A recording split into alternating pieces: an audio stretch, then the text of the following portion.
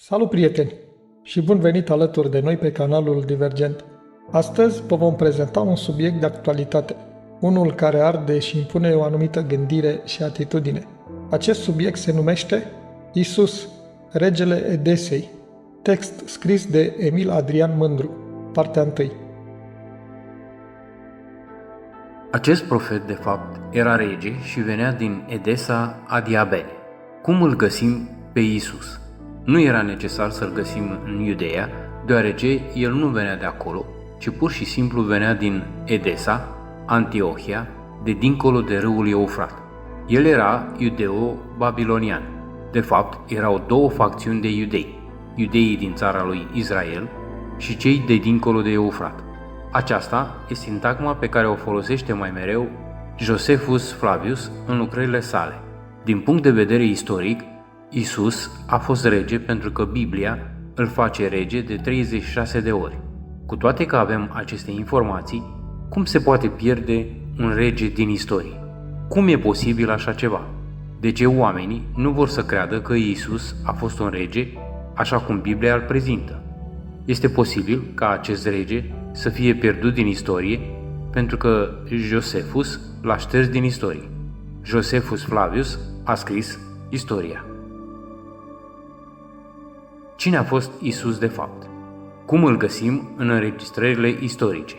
Avem credincioși de mii de ani. De ce ni s-a dat o asemenea istorie? Aceste persoane, care de fapt sunt incluse în istoria biblică creștină, lipsesc din istorie. De ce să avem motive să credem într-o mântuire sau religie dacă acești pioni principali lipsesc? Cum îi găsim din punct de vedere istoric și cum reușim să-i fixăm la locul lor?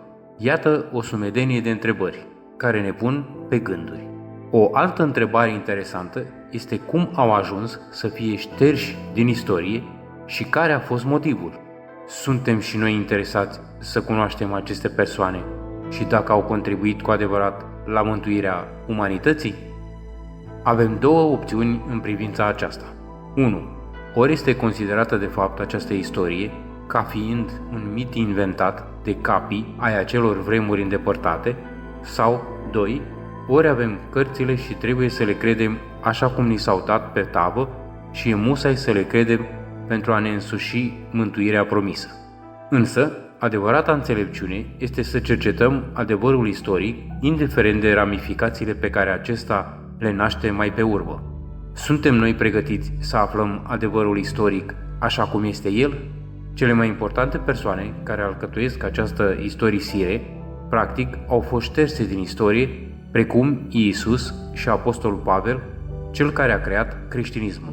Dacă am ajuns în acest punct, trebuie să avem curajul să dăm cărțile pe față, pentru că istoria de fapt ne ajută. Ceea ce trebuie să facem este să săpăm adânc. Haideți să pornim de la Isus. Cine a fost El?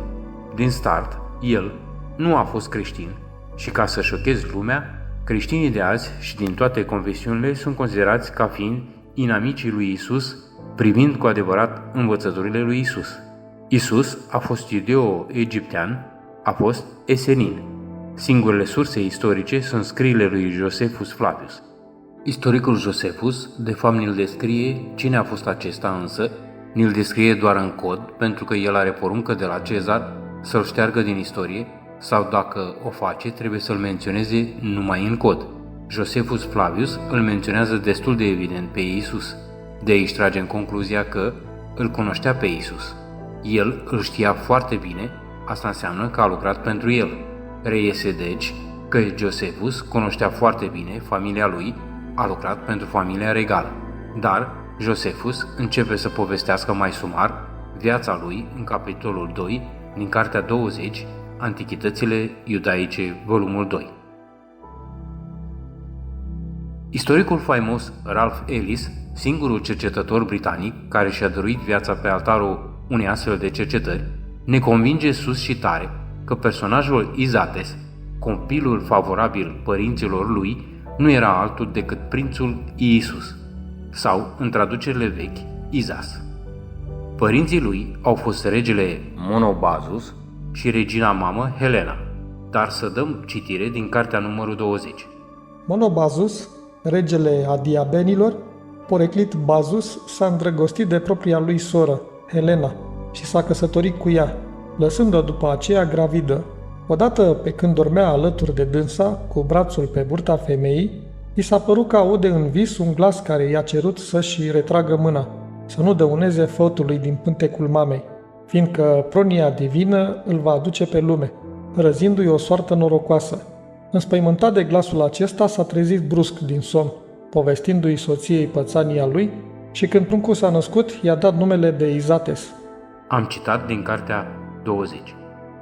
Josefus ne-l descrie că era un copil răsfățat dintre toți copiii lor. Monobazus 5 și Helena mai avea un copil mai mare pe nume Monobazus, care l-ar reprezenta desigur pe Sfântul Apostol Iacov. Izates mai avea frați și de la soțiile tatălui său. Însă trebuie să înțelegem de la început că Monobazus este doar un titlu și nu un nume. Să credem dar că Josefus a primit poruncă zdravănă de la Cezar să le schimbe numele, înlocuindu-l cu Monobazus, care de fapt înseamnă rege unic în limba greacă. Povestea continuă pe mai departe. Regele Monobazus își trimite fiul la Carax Spasini, Alexandria de azi, pentru o educație aleasă, întrucât frații lui au început să-l invidieze. De fapt, Josefus declară că fiul Izates era favoritul său fiu, Begoten San. Însoțitorul fiului său a fost Anania, profesorul și însoțitorul pe tot timpul răspasului său petrecut în Alexandria. Acesta a fost marele secretar al regelui Monobazus V, conform studiilor lui Robert Eisenman și a domnului Ralph Ellis. De la început vreau să precizez că studiile pe care le prezint aici aparțin în exclusivitate domnului Ralph Ellis, un cercetător britanic care și-a dorit viața peste 30 de ani în câmpul studiilor istorice. Josephus Flavius scrie istoria și asta înseamnă că el a cunoscut familia monahală, cât și pe arhivarul regelui Monobazus. Dar să vedem cine erau aceste persoane menționate de Josephus. Josephus primește poruncă de la Vespasian să șteargă din istorie aceste persoane importante, practic le dă persoana non grata, pentru că ei au frământat războaiele de la Ierusalim din anul 66-70 AD.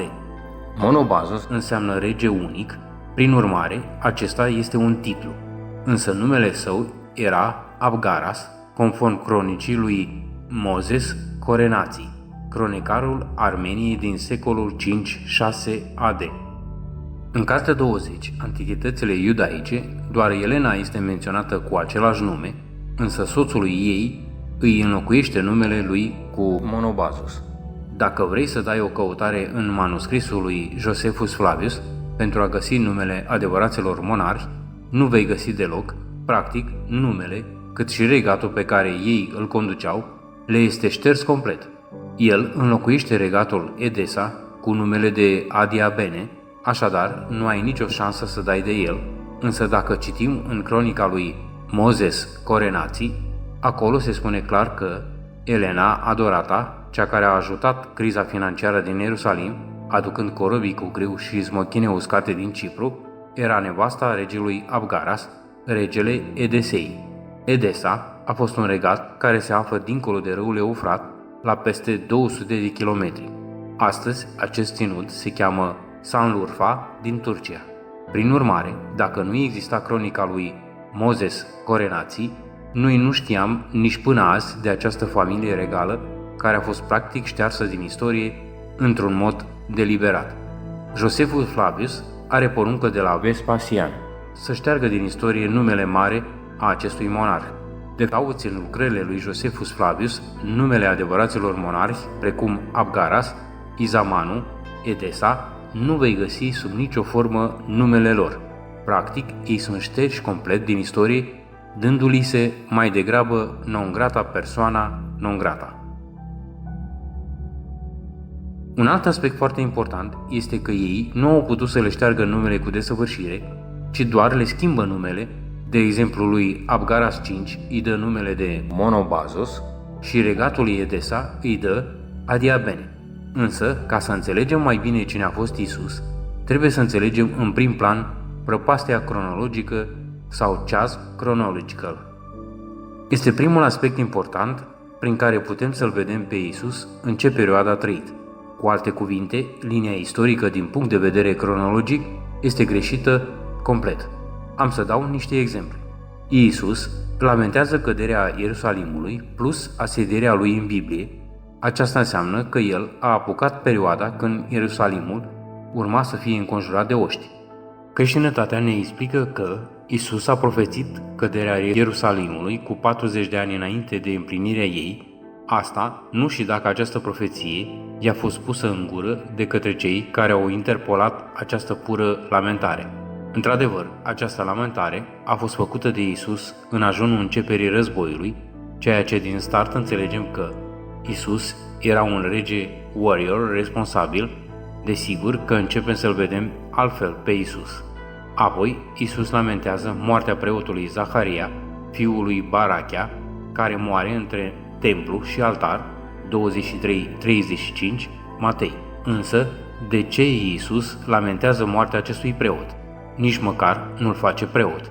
Doar pur și simplu îl lamentează, însă pare-se că fără sens. De ce Biblia nu vrea, orice ar fi, să ne spună cine a fost acesta și în ce conjunctură a murit? Vrem și noi să știm cine a fost acest mare om neprihănit. E destul de evident că Biblia ne ascunde acest lucru, însă Josephus Flavius menționează moartea preotului Zaharia, fiul lui Barachia, în Cartea Războiului Iudeilor cu lux de amănunte. Ne povestește că zeloții care au ocupat Ierusalimul l-au adus în fața a 70 de judecători, puși și ei fictiv ca la teatru, și ei erau nevinovați. Motivul pentru care preotul, vezi, Doamne, era judecat era că a dat statului iudeu pe mâinile lui Vespasian. Judecătorii au fost forțați să judece pe acest neprihănit împotriva voinței lor, prin urmare, ei, la rândul lor, i-au susținut nevinovăția. Preotul s-a ridicat în picioare, susținându-și vinovăția înaintea zeloților, care îl aduseseră în templu. Cuvântarea lui Zaharia a fost atât de aprigă, încât a stârnit mânia zeloților adunați acolo, fapt ce a determinat să scoată săbile din teacă. 2 zeloți sar asupra preotului, ucigându-l între templu și altar, așa cum spune și Iisus în Evanghelia după Matei. Ori, parcă lamentarea lui Iisus nu are sens, orice ar fi, fără detaliile aferente prezentate în Cartea Războiului. Josephus Flavius a avut timp să o facă, de augur era să fi citit și în Evanghelii cele întâmplate ce s-au năspustit asupra neprihănitului. Și acum vine întrebarea care a zguduit întreaga comunitate academică la nivel internațional. De ce Iisus lamentează moartea preotului Zaharia, fiul lui Barachia, dacă acesta se înalță la cer în anul 30-33 AD și acest preot moare în anul 68 AD? Ce sens ar avea această lamentare făcută de Iisus în Evanghelia după Matei? Vedeți, sigur că este o problemă. Cercetătorii, cum ar fi domnul Ralph Ellis, a descoperit că Iisus era în viață în anul 68 și altfel îl vedem pe Iisus. Această întâmplare din start îl plasează pe Iisus în anul 68 și atunci înțelegem că Iisus a fost un rege responsabil, un mare monarh. Cine a fost acest Iisus? Conform cercetătorului Ralph, Iisus a fost Iisus din Gamala. Sunt multe dovezi istorice că el era în viață în anul 68-70 AD. Se vestea oare Evanghelia în acea perioadă de încercare peste populația din Israel? E clar că perioada evenimentelor petrecute de Iisus și care sunt menționate în Biblie, acestea au loc în 50, 60, 70 AD. Însă, cum se poate pierde un rege atât de important din istorie? Se pare că nu trebuie să-l căutăm în Iudeea, ci de unde a rătăcit și anume de unde a plecat, adică din Edesa, țara lui de origine. Ce s-a întâmplat cu el de a rătăcit? Ce a vrut el cu orice preț să câștige și ce să mai împărățească? Nu-i ajungea deloc regatul pe care îl dăduseră tatăl său, Abgaras? Înseamnă că el era o persoană foarte importantă. Însă, dacă căutăm faptele acestui rege în Iudeea, nu le găsim prin anii 20, 30, 40, 50 era noastră. E clar că primul eveniment pe care îl vedem în scrierile lui Josephus Flavius cu privire la Isus se află în cartea a doua, capitolul 23 cu citatul 5, și asta se întâmplă pe la sfârșitul perioadei de domnie a procuratorului Antonius Felix în 60 era noastră. Voi cita aceasta din cartea Războiului Iudeilor. O pacoste și mai mare pentru evrei a fost falsul profet din Egipt. Acest mincinos făcător de minuni a venit în țară și s-a dat drept proroc. Reuși să strângă în jurul său 30.000 de victime ale amăgirii sale. După ce a făcut să cutreiere prin deșert, el i-a dus până la așa zisul munte al măslinilor. De acolo intenționa să pătrundă cu ajutorul însoțitorilor săi înarmați, folosindu-se de forță, ca să pună stăpânire pe trupele romane de ocupație și să se proclame suveran deplin al poporului, iar tovarășii săi să-i folosească drept gardă personală. Felix i-a preîntâmpinat atacul, între timp și a ieșit înainte cu o oaste bine înarmată și, bucurându-se de sprijinul întregului popor, atunci când a avut loc încăierarea, egipteanul a fugit cu puțini însoțitori, cea mai mare parte a însoțitorilor săi fiind uciși sau luați prizonieri. Cei rămași s-au împrăștiat și fiecare s-a întors pe ascuns la casa lui. De unde venea acest profet? La cine se referea Josephus Flavius? Ce scopuri avea profetul fals în Iudeea? Putem deduce clar că profetul fals trebuia să fi fost o persoană foarte importantă, încât a fost determinat să se proclame însuși suveran în Iudeea și chiar suveran peste trupele romane de ocupație. Profetul fals le promiseseră plebeilor săi că vor putea trece prin dărâmăturile zidurilor. Josephus face presiune pe limbaj atunci când îl numește profetul fals din Egipt, înseamnă că venea din Egipt. Această întâmplare a avut loc în anul 59-60 era noastră, pe vremea procuratorului Antonius Felix, chiar pe la sfârșitul perioadei lui de domnie. Josephus Flavius îl identifică pe profet cu Isus, însă nu îi menționează numele, ci doar în cod. Are restricție de la Vespasian atunci când scrie istoria evreilor. Ne pune pe gânduri cu privire la acest profet sau cum îl face Josephus o mare pacoste. Într-adevăr, profetul fals era Iisus. Dragii mei, atât pentru astăzi. Ne vom auzi data viitoare cu partea a doua a acestui material. Dacă v-a plăcut ceea ce vedeți, ce auziți, dați un like și un share, vă rog, să afle toată lumea și abonați-vă la canalul nostru. Vă mulțumim!